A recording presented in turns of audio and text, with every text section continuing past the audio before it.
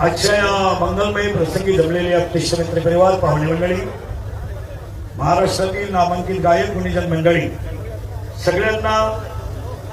सगळ्यांचे आभार शब्दामध्ये आपल्याला मानता, सगळ्यांच्या शब्दामध्ये आभार मानणं माझ्याकडून शक्य नाही.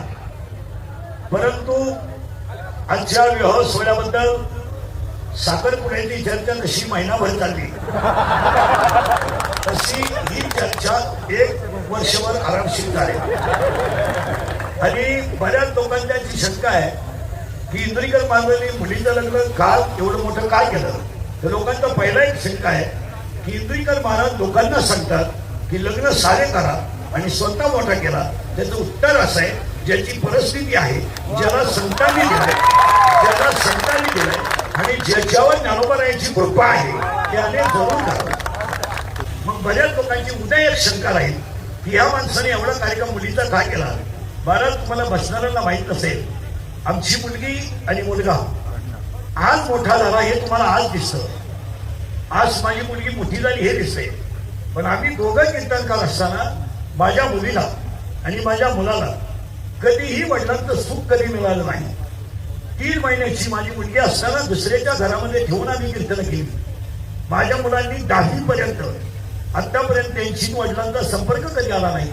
तुम्हाला पाहिजेच असेल तर शास्त्री बसले, माझा स्वतःचा मुलगा नामदेव शास्त्रीकडे शिकायला त्यांच्याकडे आहे. त्यांनी सांगावं, मी 3 वर्षामध्ये माझ्या स्वतःच्या मुलाला सुद्धा भेटायला गेलो नाही.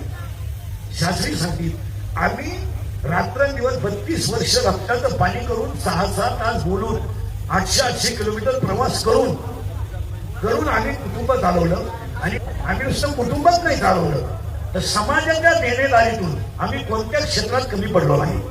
बसलेल्या कोणत्याही माणसाने सांगावं की आम्ही कोणताही क्षेत्र असो, मंदिर बांधायचं आम्ही पुढे जाऊ, सप्ताह करायचा आम्ही पुढे जाऊ, विद्यालय चालवायचं आम्ही पुढे जाऊ.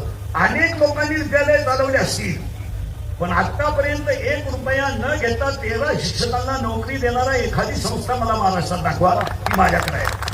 विजयांचे माझ्याकडे 15 लोक काम करतात. 1 रुपया न घेता मी विद्यालय घेतलं आणि आतापर्यंत विद्यालयाला 5वी ते 10वी पर्यंत चाचणीची फी सुद्धा नाही असं विद्यालय मी चालवतो.